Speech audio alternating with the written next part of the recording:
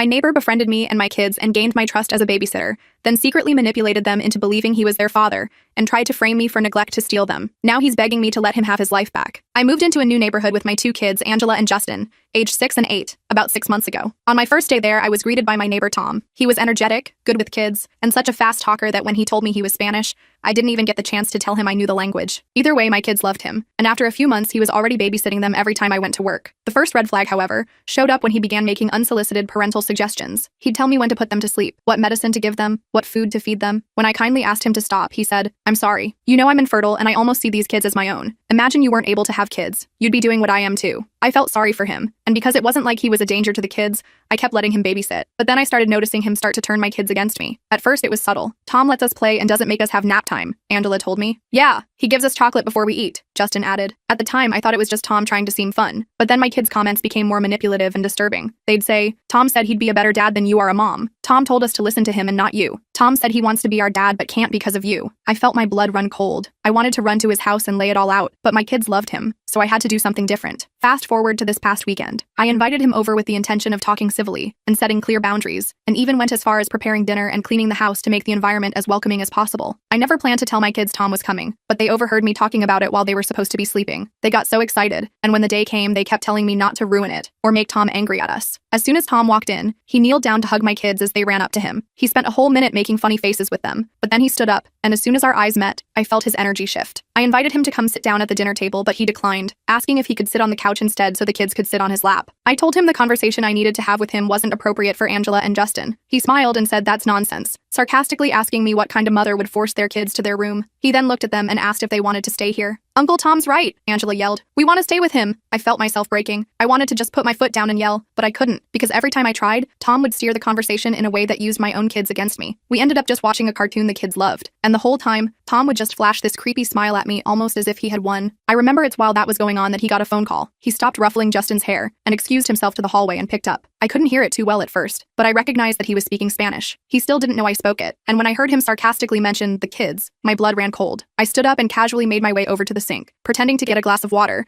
and because the door separating the kitchen and the hallway was closed, I subtly pressed my ear against it and listened in further. What I heard made my body shake and my legs go jelly. Tom was on the phone with his friend, sarcastically mocking me and mentioning how well his plan was going. He said, "Just a few more months before they're mine." He then laughed. "I've already turned them against her. Now I just have to do something to one of them and frame her. Before she knows it, CPS will be at her door, taking her kids away for neglect. And guess who they'll want to be taken in by? That's right, me, and only me." I wanted to throw up. And to make matters worse, that's not all he said. Children are so easy to manipulate. Just offer them a surprise, say you're disappointed in them if they don't comply, and they'll tell you anything you want. I went back to the couch, face pale and fists clenched. My thoughts raced at a million miles per hour, and when Tom came back out a minute later, smiling like nothing was wrong, I smiled back, because I had thought of something. That night, after Tom left and the kids were in bed, I sat in the dark living room trying to process what I'd heard. This man, this stranger, had systematically wormed his way into our lives with the explicit intention of taking my children from me. He'd been manipulating my kids, turning them against me, all while plotting to have them removed from my care. I couldn't sleep. I couldn't eat. By morning, I had gone from shocked to terrified to absolutely furious.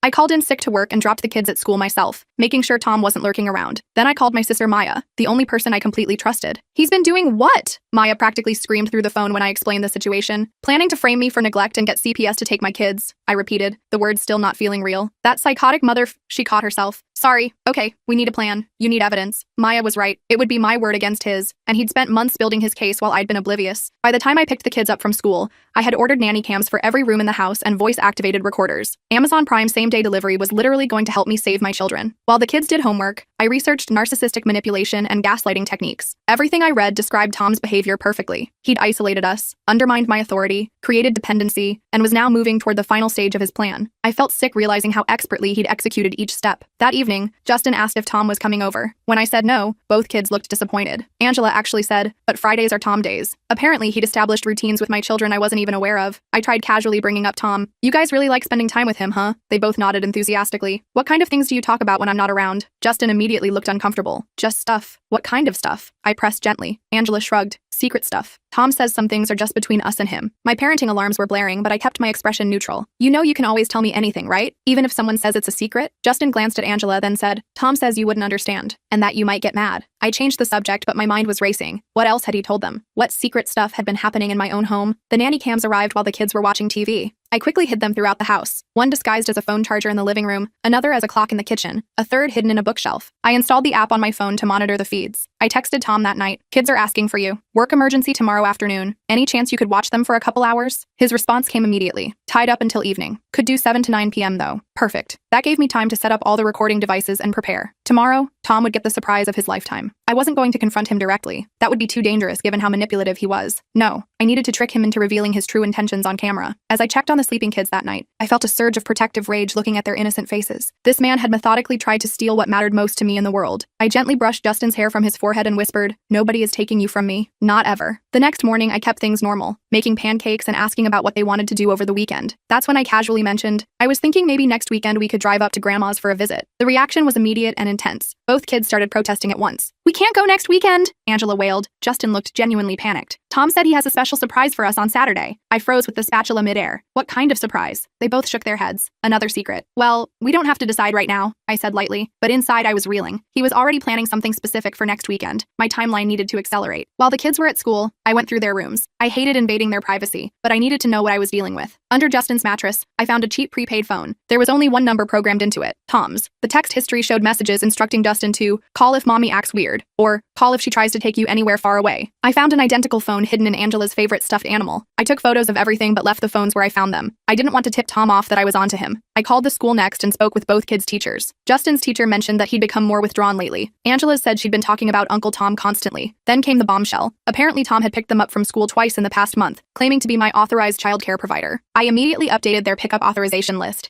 explicitly removing Tom's name and informing the front office he was under no circumstances allowed to take my children. I added that I was the only person authorized for pickup until further notice. When the kids came home that afternoon, I tried again to casually ask about their relationship with Tom. Justin immediately became defensive. "Why do you keep asking about Tom? Don't you like him anymore?" Angela's lower lip trembled. "If you make Tom go away, I'll hate you forever." I changed tactics and suggested we make cookies together. While we mixed the dough, Angela mentioned that Tom had been teaching them special games. When I asked what kind of games, she immediately clammed up, exchanging a look with Justin. "Secret games," Justin said firmly. My stomach twisted into knots, but I kept my expression neutral. "That sounds fun. Maybe we could play games with Aunt Maya soon too." Later, I called my friend Layla, who works in family social services. Without naming names, I explained the situation, describing what I'd overheard and the changes in my kids' behavior. "Without solid evidence, it's your word against his," she warned me. "And if the kids are already alienated from you, their statements might actually support his claims." "So what do I do?" I asked desperately. "You need him to reveal his true intentions on record," she said. "And you need to document everything. Your positive interactions with the kids, their meals, their schedules, everything to counter any claims of neglect." That evening, when Tom arrived at 7 p.m. sharp, I was ready. The cameras were recording. Voice recorders were hidden throughout the house. I deliberately appeared distracted and stressed,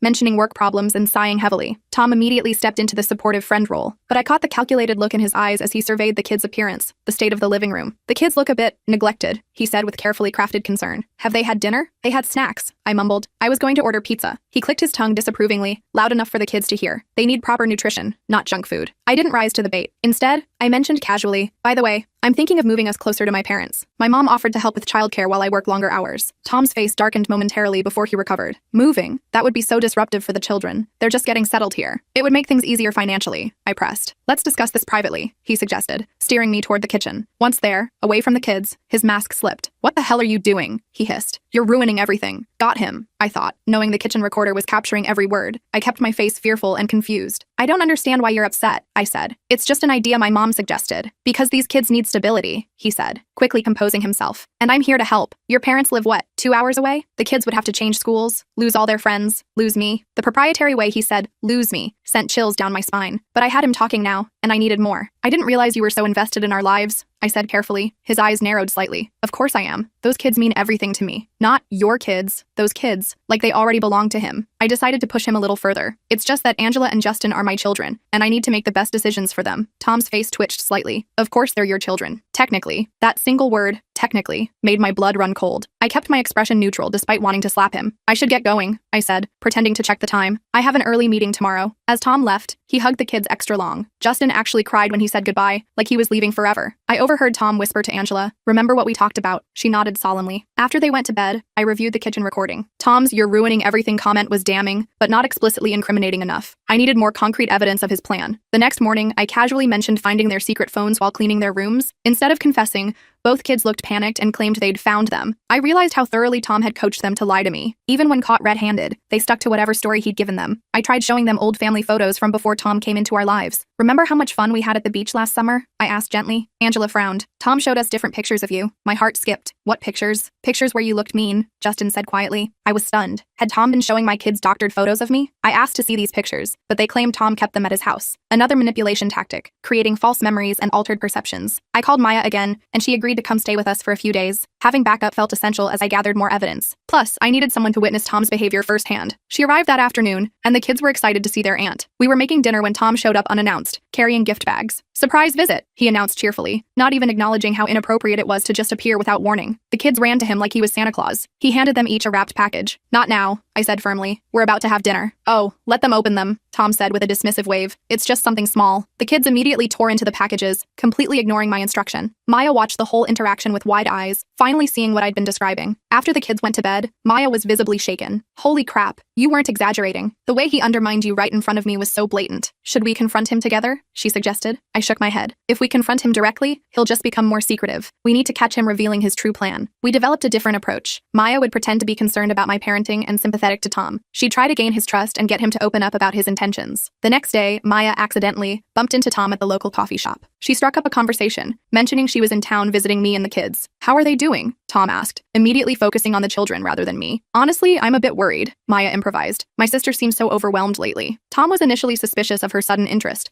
but warmed up when she continued expressing concerns about my parenting. She suggested the three of us get drinks that weekend to discuss the situation. When she told me about this later, I agreed too quickly to the drink plan. When Tom texted to confirm, his message had an edge of suspicion. I had to backtrack, responding that I wasn't sure it was a good idea, but would try to make it work. Playing hard to get seemed to reassure him. That Saturday, we met at a local bar. I purposely arrived 15 minutes late, appearing flustered and disorganized. Tom immediately started listing his concerns about my mental stability to Maya. She's just not the same person lately, he said, shaking his head sadly. The kids tell me things. Maya skillfully steered the conversation toward his childcare techniques. You seem to have such a special bond with them. How did you develop that? Tom puffed up with pride and began explaining his approach. After a few drinks, he became less guarded. Children need structure, he explained. When their primary caregiver is unstable, they look for security elsewhere. I simply positioned myself as that security. And how did you do that? Maya asked innocently. It's about creating contrast, he said, leaning in. If mom says no to something simple, I say yes. If she's tired and short-tempered, I'm endlessly patient. Eventually, they start coming to me first. I gripped my glass so hard I thought it might shatter. He was openly admitting to systematically turning my children against me. Maya managed to record parts of this conversation on her phone,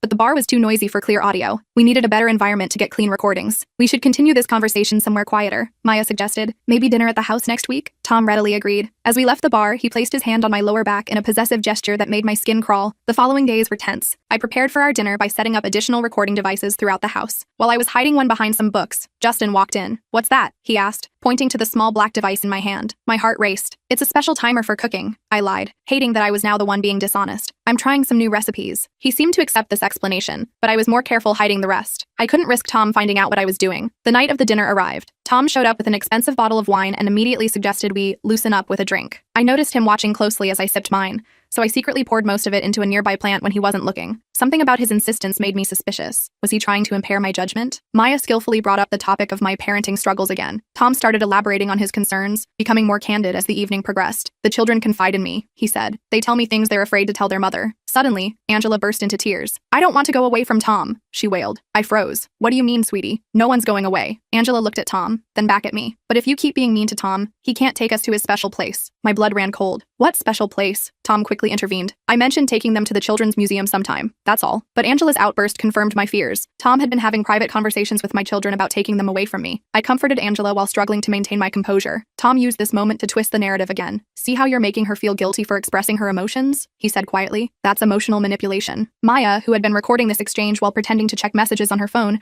caught this perfect example of psychological projection. Tom was accusing me of exactly what he was doing himself. After reviewing Maya's footage later that night, we found Tom had revealed enough of his concerning behavior to raise red flags, but nothing explicitly illegal. We needed more. I decided to call his bluff. The next morning, I texted Tom, after last night, I'm considering therapy for the kids. They seem to have a confusing attachment to you that might need professional guidance. His response was immediate. I'd be happy to help find a good therapist. I know several who specialize in children. Thanks, but I've already selected one and scheduled appointments for next week, I replied. This clearly rattled him. He called within minutes, insisting that involving outsiders was unnecessary and potentially harmful to the children. They're just going through an adjustment period, he argued. Therapy might make them feel like something's wrong with them. I pretended to reconsider. Maybe you're right. By the way, my parents are coming to visit next week. They'll be staying with us for a while. This news clearly panicked him. How long will they be here? When do they arrive exactly? He pressed. Not sure yet, I said vaguely. Could be a week or two. After hanging up, Maya and I analyzed his reaction. He's afraid of your parents witnessing his manipulation, she concluded. Outside observers threaten his control. The next day, I discovered Tom had given Justin a smartphone for emergencies. When I confronted Justin about it, his response was clearly rehearsed. Tom says I need it because sometimes you don't answer your phone, he recited mechanically. It's for my safety. Rather than confiscating it and triggering more resistance,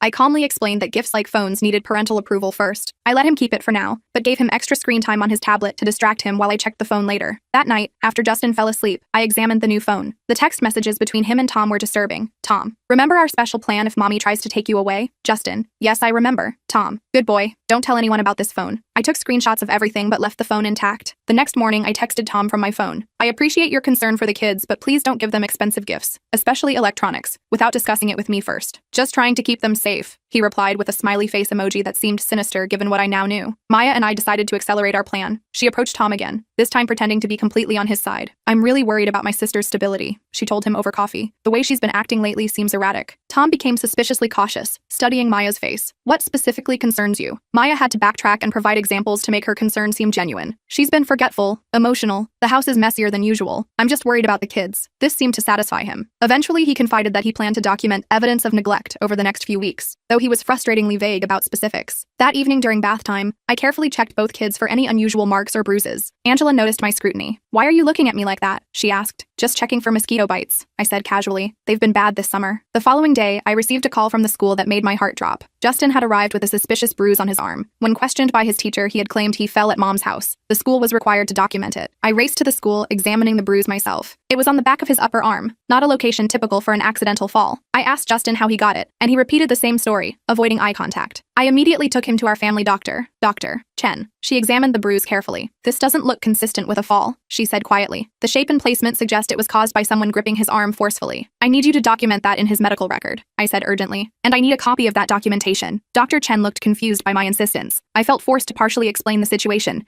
which made me sound paranoid. Nevertheless, she thoroughly documented her findings and gave me a copy of the report. That evening, Tom texted asking if he could take the kids to the park. I politely declined, saying we had family plans. 20 minutes later, he showed up at our door anyway. Surprise, he announced when I opened the door. The kids ran to him excitedly. We're actually having a family night, I said firmly. Ooh, can Tom join? Angela asked. Not tonight, sweetie, I replied. Tom crouched down to Angela's level and whispered something in her ear. Her face crumpled and she burst into tears. You're the worst mom ever, she screamed, running to her room. Justin stood there uncertainly, torn between following his sister and staying. You see how upset they get when you keep them from having fun? Tom said quietly. I'm just trying to give them some normalcy. They're my children, and we have plans, I said, blocking the doorway. Please respect our family time. Tom eventually left, but not before giving me a look that chilled me to the bone. After he was gone, I tried talking to both kids about what had happened, but they were completely unresponsive, staring at the floor and refusing to engage. That night, I called Maya in tears. The kids are like strangers. They won't even talk to me in my own home. That's exactly what he wants, she reminded me. He's deliberately creating this division. Remember, this isn't about the kids being mad at you. It's about Tom's manipulation. The next day, Maya suggested we needed more drastic action. We need to set up a situation where Tom will fully reveal his intentions. I was hesitant. I don't want to put the kids in any kind of danger. They won't be, she assured me. We'll make sure they're safe with your parents while we confront him. We developed a plan. I would tell the kids we were visiting Grandma for the weekend, ensuring they were safely away. Then we would confront Tom with the evidence we had gathered so far. When I told the kids about visiting Grandma, they immediately became agitated. I pretended to leave the room but doubled back silently, catching them both frantically texting on their secret phones. I quietly monitored Tom's response through the nanny cam in Justin's room. Within minutes, my phone rang. It was Tom, his voice tight with barely controlled panic. I just wanted to check in, he said casually. The kids mentioned you're taking them out of town? Just for the weekend, I replied. They haven't seen my parents in months. Kids need stability, he insisted. Traveling can be disruptive to their routine. It's just a weekend visit, I repeated. I'm concerned, he said, his voice hardening. Your behavior lately has been erratic, pulling them out of school, making sudden trips. If this continues, I might need to report my concerns to the appropriate authorities. There it was, the threat I'd been waiting for. I kept my voice steady despite my racing heart. Are you threatening to call CPS because I'm taking my children to visit their grandparents? I'm just concerned about their well-being, he said smoothly, as any responsible adult would be. I recorded this entire conversation, finally capturing his controlling behavior and veiled threats on tape. When I played it for Maya, she was encouraged but pointed out he was still being careful with his explicit words. We need him to believe you're actually leaving town permanently, she suggested. That should trigger a bigger reaction. The next day, we put our plan into action. Maya helped me pack several boxes and place them visibly in the front yard. We made sure to label some kitchen and kids' toys, obvious moving boxes. Tom drove by 3 times before finally stopping. I pretended not to notice his car until he approached.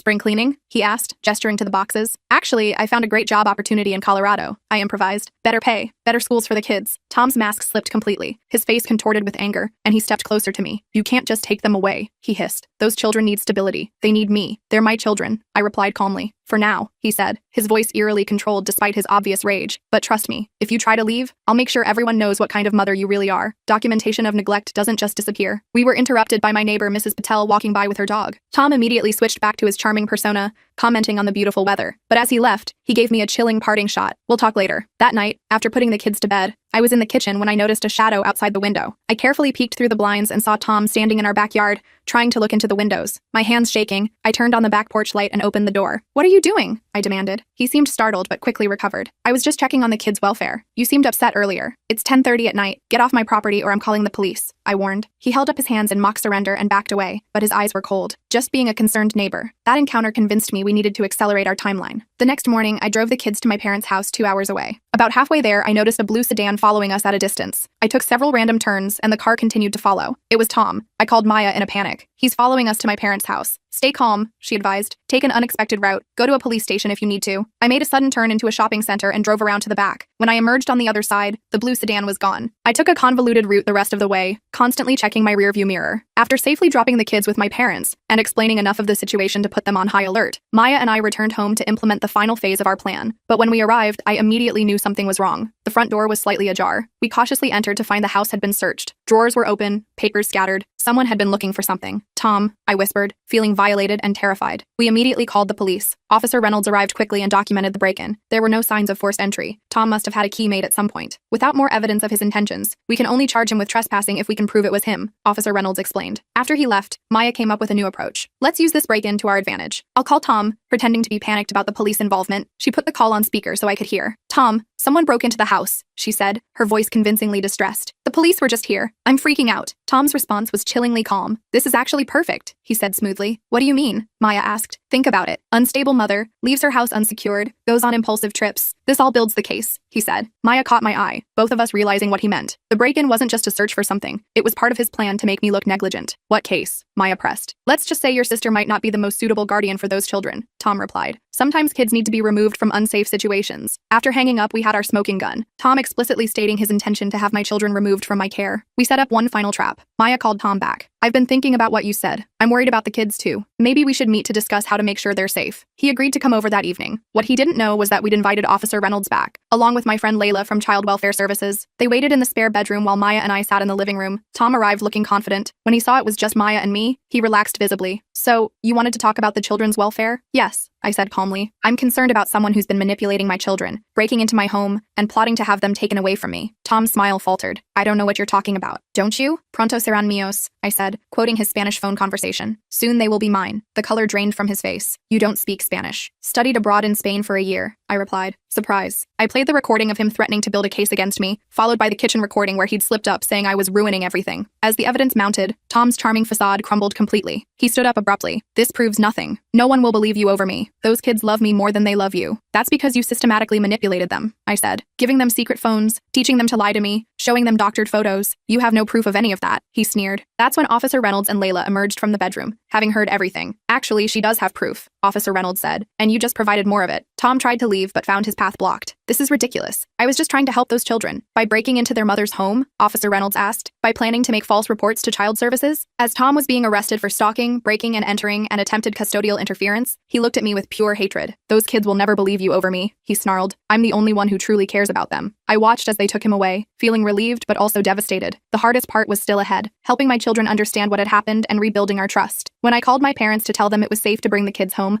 my mom reported that Angela and Justin had been asking for Tom constantly. They seem to think you're keeping them from him deliberately, she said worriedly. I am, I sighed, but not for the reasons they think. How do you explain to a 6- and 8-year-old that the adult they've come to trust has been manipulating them? How do you help them understand concepts like gaslighting and psychological abuse? The next phase would be the most difficult, healing my family from Tom's calculated damage. After Tom's arrest, I thought the worst was over. I was wrong. When I brought the kids home from my parents, their reaction to the news about Tom was heartbreaking. You're lying! Justin shouted when I gently explained that Tom had done some bad things and wouldn't be be coming around anymore. Angela burst into tears. You're just jealous because we love him more than you. Their words cut deep, but I reminded myself they were victims too. Tom had spent months poisoning their minds against me. This wouldn't be fixed overnight. I contacted a child psychologist who specialized in cases of emotional manipulation. Dr. Ramirez was compassionate but honest with me. Children this age don't have the capacity to understand manipulative tactics, she explained. Right now, they simply feel like someone they loved has been taken away, and they're blaming you. How do I fix this? I asked desperately. Slowly, she advised. We start with rebuilding trust, not by trying to convince them about Tom. That will come later. The kids initially refused to talk to Dr. Ramirez. Justin sat with his arms crossed, answering questions with silent shrugs. Angela would only communicate through her stuffed animals, but Dr. Ramirez was patient, using play therapy and art to slowly get them to open up. After their third session, Dr. Ramirez showed me a drawing Justin had made, a picture of Tom giving them candy and toys while a scary-looking figure, presumably me, stood in the background with angry eyes. Tom played a special game with them, Dr. Ramirez explained gently. He would reward them with treats whenever they reported negative things about you, and he would punish them by withdrawing affection if they said positive things. I felt physically ill. They were being conditioned. She nodded grimly. Classic manipulation technique. He essentially trained them to view you negatively, and him positively. The road to recovery was painful and slow. There were nights when Angela would scream that she hated me, that I was mean for taking Tom away. Justin became withdrawn, refusing to engage with me beyond necessary communication. Just when we seemed to be making progress, I discovered Tom had found a way to maintain contact. A letter arrived for the children, sent through a mutual acquaintance in the neighborhood. It was filled with subtle manipulation, telling them he missed them, that he was being unfairly kept away from them, and that someday they would understand the truth. I immediately got a restraining order prohibiting all forms of contact with my family, but Tom was persistent. A few weeks later, Angela came home from school with a new bracelet. Where did you get that? I asked casually. The new helper in our classroom gave it to me, she replied. She said it was a secret present. My alarm bells went off. I visited the school the next day and discovered one of Tom's cousins had recently volunteered as a classroom aide. I hadn't even known he had family in the area, another detail he'd concealed. When confronted, the cousin claimed ignorance about any restraining order. The principal agreed to remove her from Angela's classroom, but explained they couldn't ban her from the school entirely without more evidence of malicious intent. Meanwhile, Tom's case was moving through the legal system,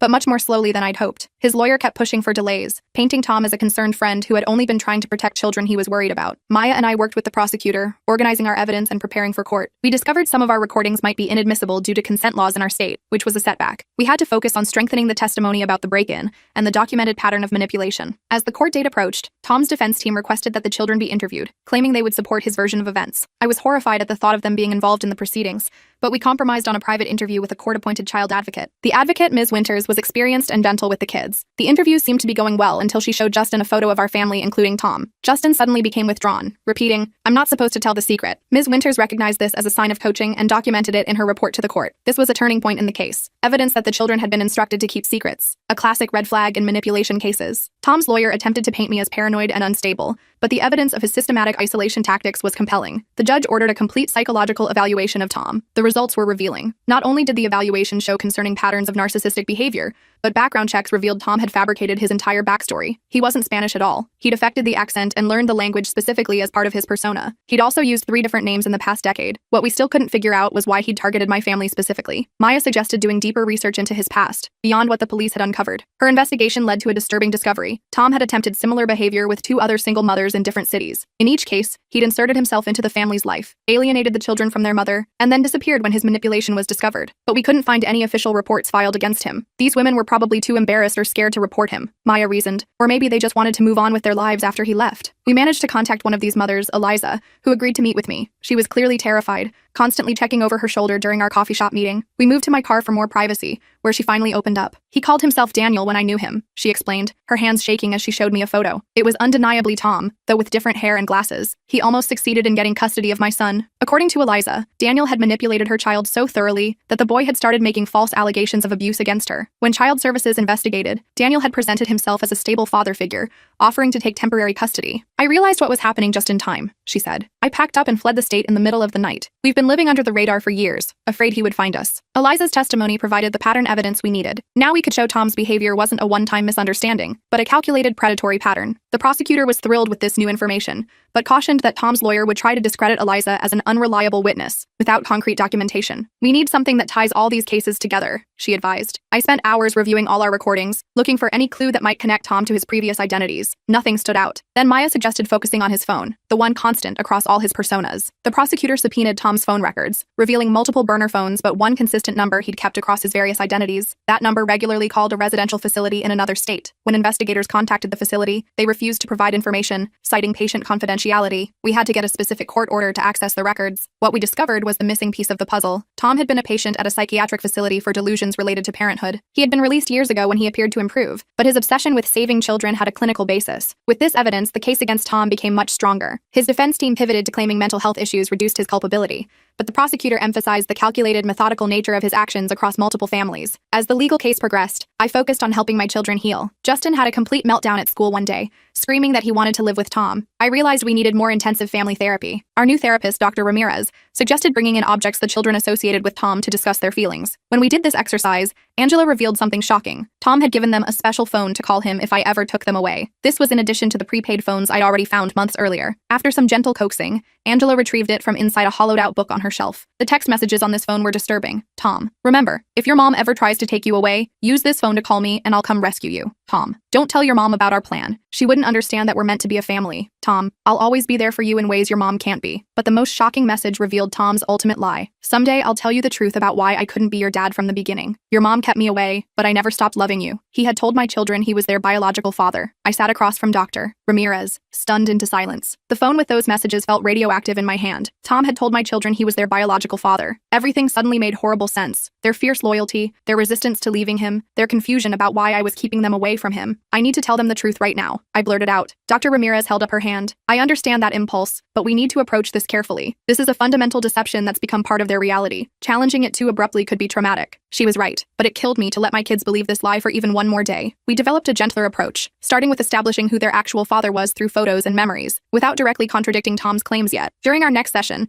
I brought family albums showing the kids as babies with their real dad before our divorce. Angela seemed confused by these images, and Justin became agitated. These are fake, he insisted. Tom said you would try to trick us with fake pictures. Of course he had. Tom had prepared for every possibility, even anticipating I might try to prove he wasn't their father. Dr. Ramirez carefully asked, "What did Tom tell you about being your dad?" Angela's answer broke my heart. He said he had to go away before we were born because mommy was angry with him, but he always wanted to be with us, and now he came back to rescue us. Justin nodded. He said you've been lying to us our whole lives. The irony was suffocating. After several more sessions, Dr. Ramirez suggested involving their actual father in the process. My ex-husband Todd had been minimally involved since the divorce, but when I explained the situation, he was horrified and agreed to help immediately. The first video call with Todd was awkward. The kids were suspicious and hostile, having been convinced he was some kind of imposter, but he knew details about their birth and early childhood that only their real father could know. Slowly, confusion began to replace certainty in their expressions. It took weeks of gentle therapy for the truth to finally penetrate. Tom was not their father. He had lied to them, completely and deliberately, to steal them away from me. Angela was the first to break down. But why would he lie about that? She sobbed. People don't lie about being someone's daddy. Justin's realization was quieter, but deeper. He stopped talking altogether for 3 days, processing this betrayal from someone he had trusted completely. When he finally spoke, he simply asked, "Did Tom lie about everything?" Dr. Ramirez helped us compile a list of Tom's truths and actual truths, working through each manipulation systematically. It was painful, messy work. Some days we made progress. Other days it felt like we were moving backward. Meanwhile, Tom's trial date was approaching. His lawyer tried every delay tactic possible, but eventually, we found ourselves in the courthouse. I testified first, laying out the entire timeline of manipulation. Seeing Tom sitting there at the defense table, watching me with those calculated eyes, made my skin crawl. The defense attorney tried painting me as paranoid and unstable during cross-examination. "Isn't it possible you misinterpreted my client's genuine concern for your children?" she asked repeatedly in different ways. I stuck to the facts, referring to the evidence rather than my emotions. Maya testified next, describing Tom's confessions about how he deliberately positioned himself as a contrast to me. The prosecutor played the recordings where Tom admitted to turning my children against me. Eliza's testimony about her similar experience was powerful. When she identified Tom as Daniel, the man who had attempted the same manipulation with her family years earlier, I watched several jurors' expressions harden. The evidence from the psychiatric facility explained Tom's fixation, but didn't excuse his actions. The prosecution emphasized the difference between having mental health issues and methodically executing a plan to steal someone's children. Justin had to testify in a closed session with just the judge present. Dr. Ramirez and I prepared him as best we could, but halfway through his testimony, he became confused about what was real and what wasn't. The judge ended the session early, having seen enough evidence of manipulation. When Tom took the stand in his own defense, his carefully constructed facade began to crumble under questioning. The prosecutor methodically walked through each step of his manipulation, from inserting himself into our lives to conditioning my children to report negative things about me. "Why did you tell these children you were their biological father when you knew that was false?" the prosecutor asked. Tom's composure finally broke. "Because I deserve to be their father," he snapped. "I would have been better for them than she ever was." The jury deliberated for less than 4 hours before returning a guilty verdict on all counts. Tom was sentenced to 5 years for stalking, breaking and entering, custodial interference, and child exploitation. I felt relieved but not victorious. No prison sentence could undo the damage he'd caused. While Tom awaited transfer to prison, we focused on healing. The kids still had nightmares and separation anxiety. I created new bedtime routines with special worry stones they could hold whenever they felt scared or confused. I installed a whiteboard in each of their rooms where they could write down questions or concerns that came up during the day,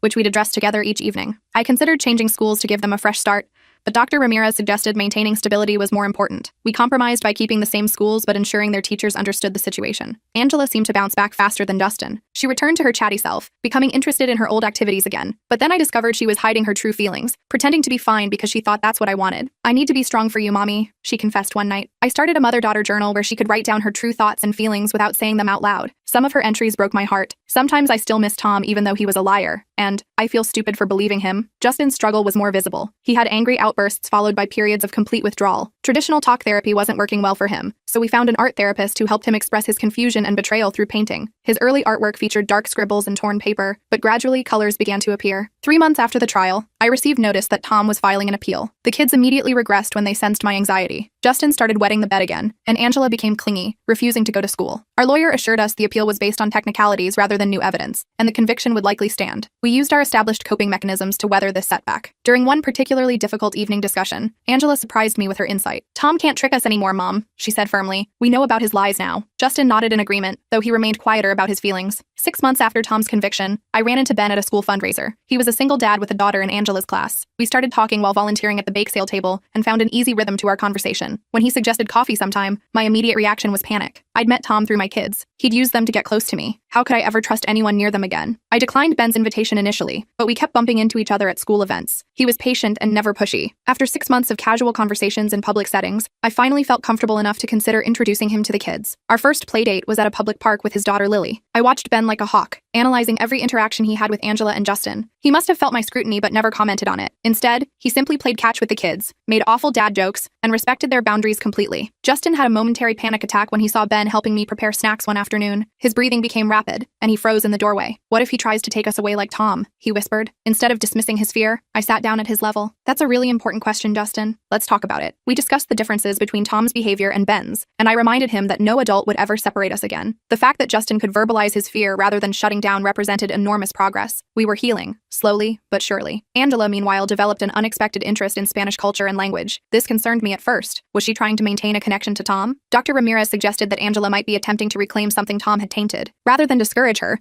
we explored Spanish culture together through cooking, music, and children's books, creating new positive associations. Tom's appeal was denied 8 months after his conviction, providing some final legal closure. Still, I worried about his eventual release. I set up safety protocols with the kids' schools and made sure they understood exactly which adults were authorized to interact with them. We established code words and safety plans, not to frighten them, but to empower them. The psychiatric evaluation Tom received in prison recommended extended treatment, which meant he might eventually be transferred to a mental health facility rather than serving his full sentence in prison. This possibility required us to update our safety precautions and legal protections. A year after starting therapy, Dr. Ramirez suggested we were ready to reduce our sessions to monthly check-ins. I panicked at the thought of losing this crucial support system, but we gradually decreased the frequency while ensuring additional appointments were available when needed. During one of our evening discussions, Justin asked a question that broke my heart. Was it my fault Tom tricked us? Was I too friendly with him? I gathered both kids for an immediate family meeting. "Nothing that happened was your fault," I told them firmly. "Adults are responsible for their own actions, never children. Tom made choices to lie and manipulate, and that had nothing to do with anything you did or didn't do." 2 years after Tom's arrest, I saved enough for a down payment on a small house in a new neighborhood about 30 minutes away. During the moving process,